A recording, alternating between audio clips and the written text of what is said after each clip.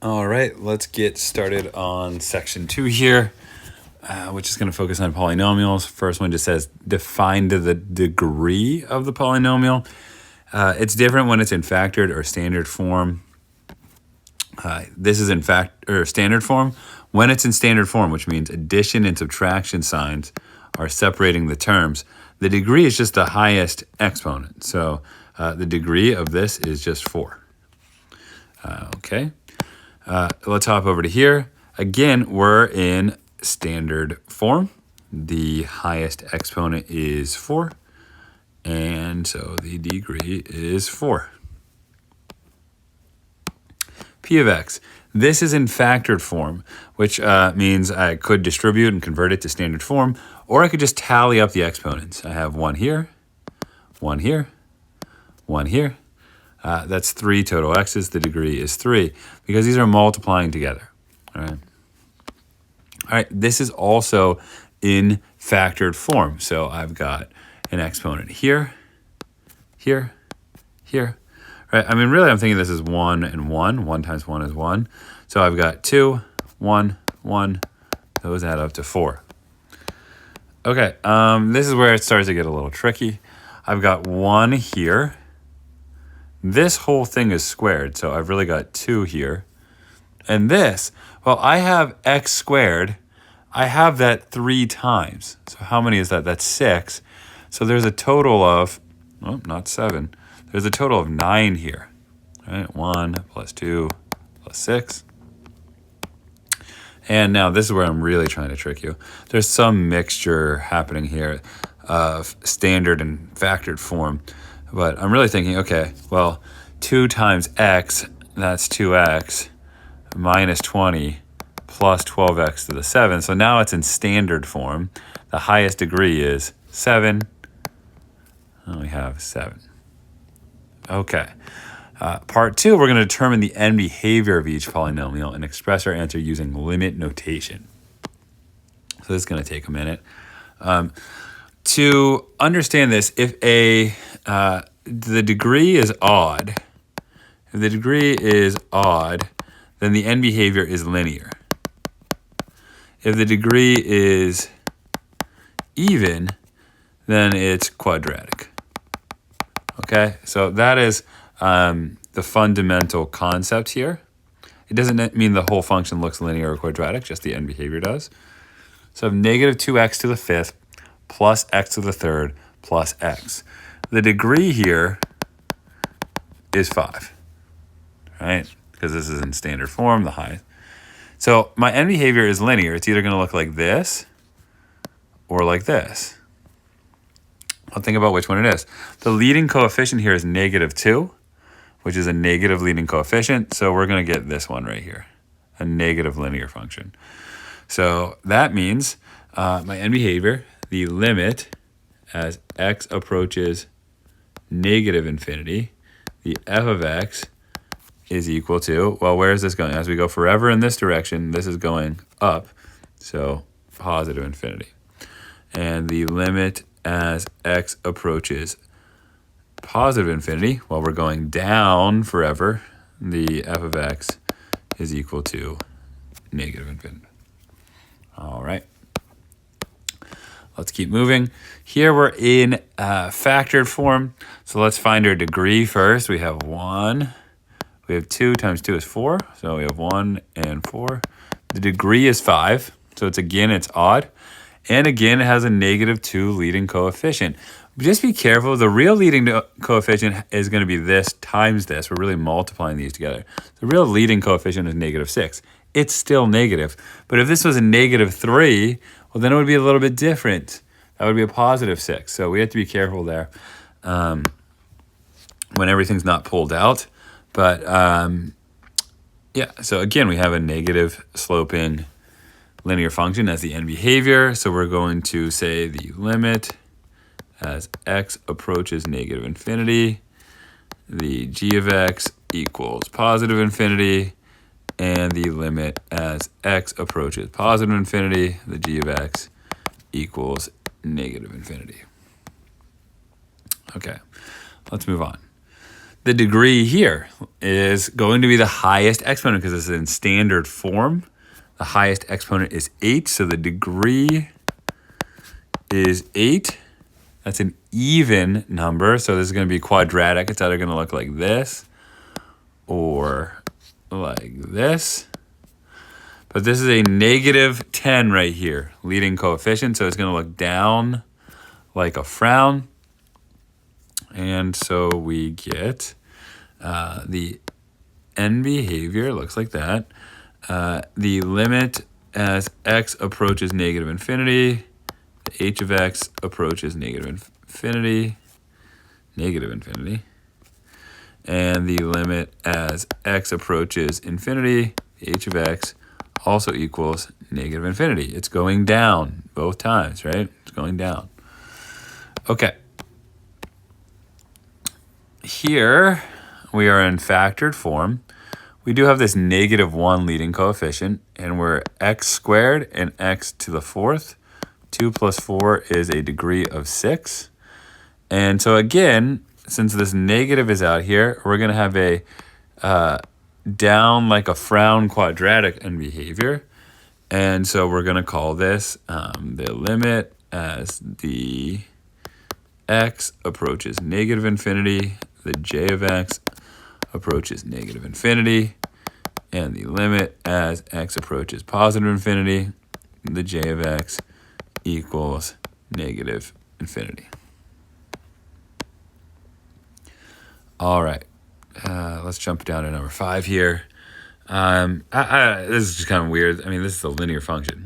If I distribute this, 8x plus 16. So it's not that the end behavior appears linear, it literally is linear. What does this function look like? It looks like this. It's a positive sloping linear function. And so we can write that end behavior. The limit as x approaches negative infinity, the k of x approaches negative infinity. And the limit as x approaches positive infinity, the k of x is equal to positive infinity. All right, and again, that's just because as x goes forever this way, we're going forever up.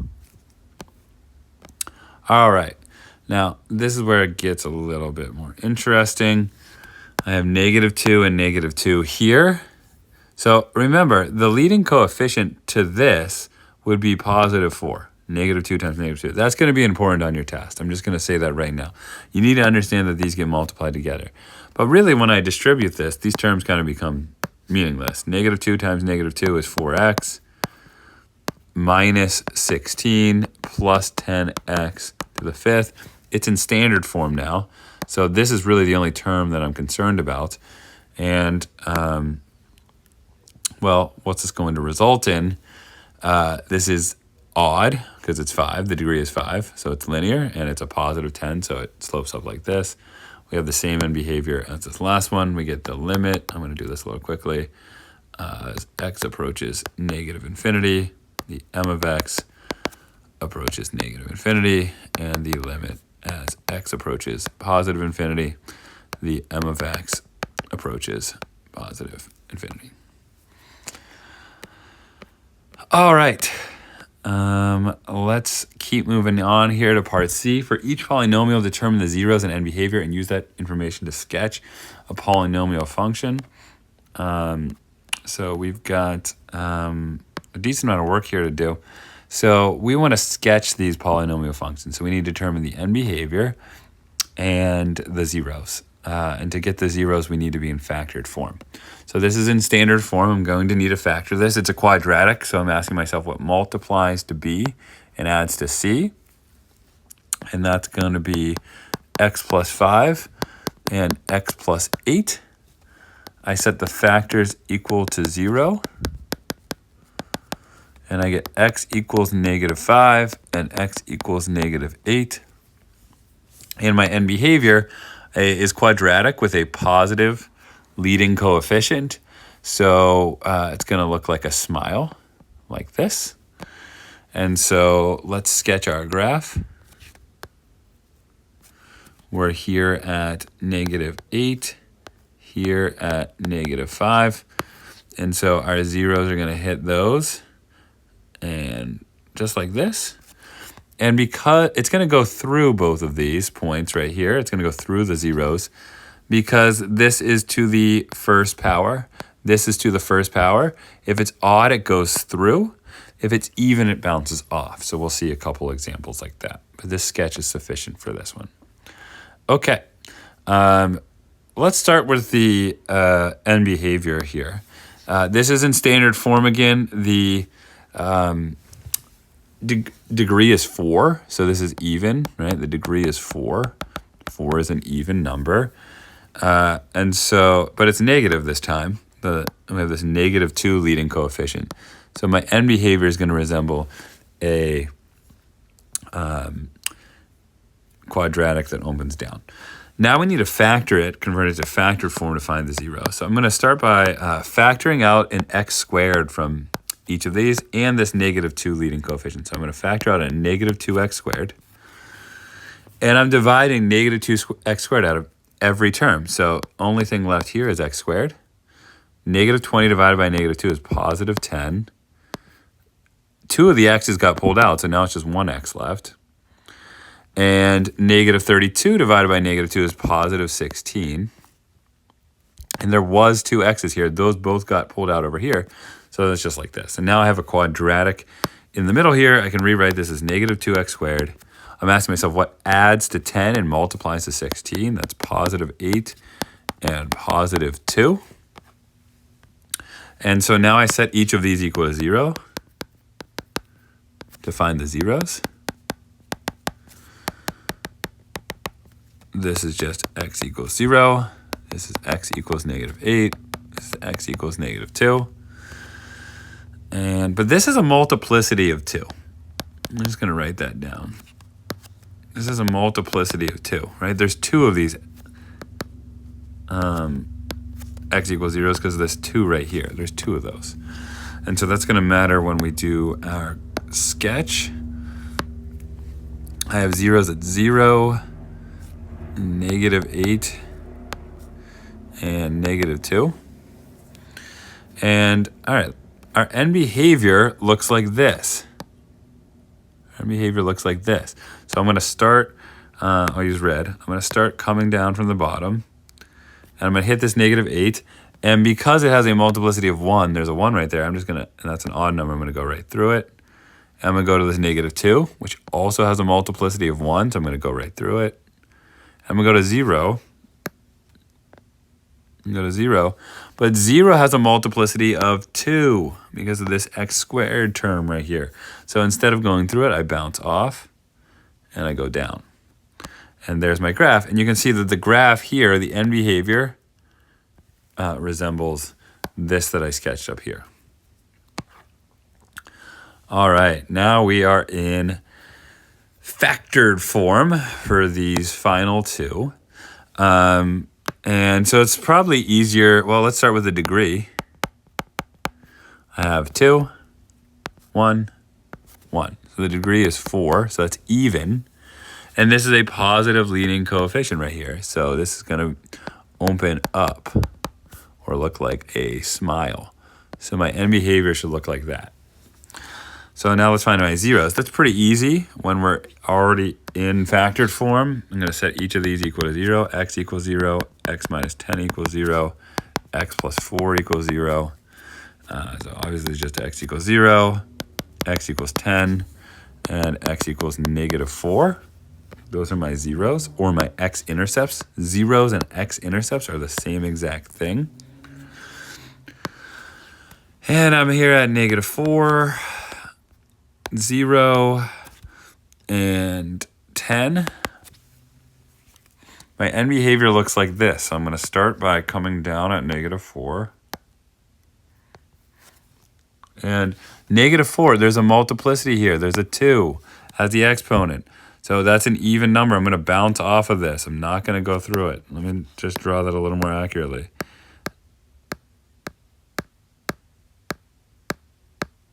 Okay, so I'm going to come down. I'm going to, boom, bounce off. Now the 0, I'm going to go right through because there's no multiplicity.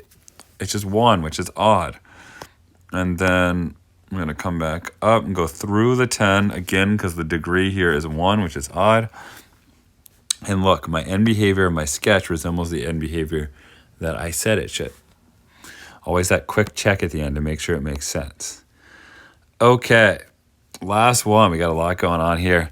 Our degree, we got 3, 2, 5. That adds up to 10, which is even.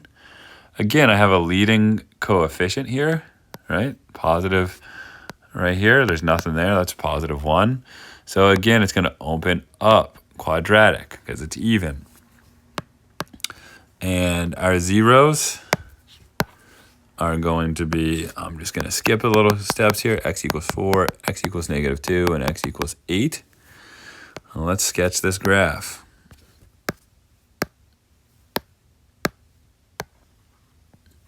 All right, so I'm going to label my zeros at negative 2, 4, and 8.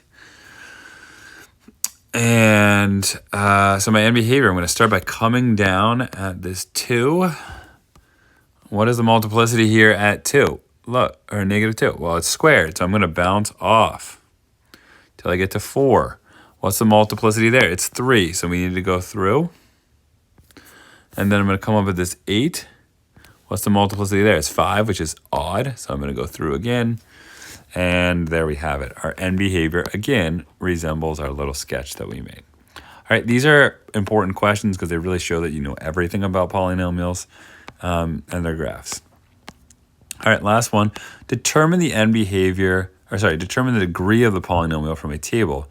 And then there's a quick note here. In order to determine the degree of a polynomial from a table, you must have equal length input values. That's very important. The x's have to be changing by a constant rate for us to determine the degree. If the x's are not changing by a constant rate, we don't have enough information to determine the degree. So here in number 1, the x's are changing by 2, 4, 6, 8, 10, 12. They're changing by 2 each time. That is constant. So let's look at the x's. We have 100, 100, 100. Oh, it's changing at a constant rate the first time. So the degree is 1, right? Because it happened on the first try. If it's changing at a constant rate, we all know that's linear. And just be careful, the slope here is not 100. It is 50 because it's the change in y over the change in x. 100 divided by 2 is 50. So the slope here is 50. But what it asks us for, it asks us for the degree, which is 1. We know degree of 1 is a linear function. Okay, let's hop over to number 2. Our x's 0, 1, 2, 3, 4, 5, 6, 7. They are, my input values are equal length. So that means I can find the degree. And so what's happening here? We change by 1. We change by 7. We change by 15. 54 minus 17. Got to test my brain a little, which is not working too great right now. It's 37. 115 minus 54. I believe that's 61. 206 minus 115 is 91. And 333 minus 206 is 127. These are clearly not changing at a constant rate, right? 1, 7, 15, 37, 61. So it's not linear. We're going to have to try again. I'll try red this time. We're changing by 6. Then we're changing by 8. My brain is fried right now. Then we're changing by 22. Then we're changing by 24. Then we're changing by 30. And then we're changing by 36.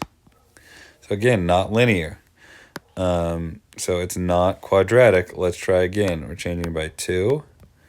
We're changing by 16. changing by 2. I don't, maybe I messed up. We'll have to find out. Changing by 6, changing by 6. It's not cubic either. So, I don't know. I don't know what happened here. I'm just going to put not enough info. Because we can't tell from this. Maybe I made a mistake. Maybe you guys will catch it. Or maybe it's just truly not enough info. Okay. Number 3.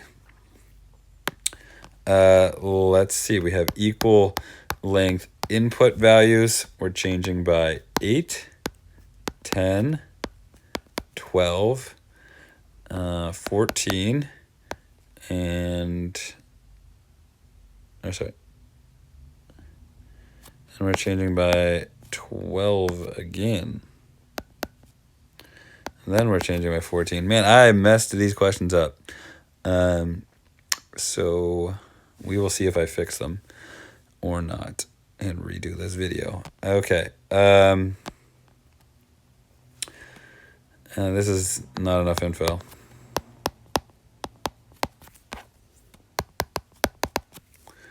All right, last one. Okay, look, we do not have equal length input values. These are changing by 1, then 2, then 4, then 2, then 1. If I don't have the x's changing at a constant rate, then I cannot determine the degree. So not equal length input values. All right, that is a wrap on this video. We will see if I update these. I'm probably not going to. I don't want to re-record this video. All right, see you guys in section 3.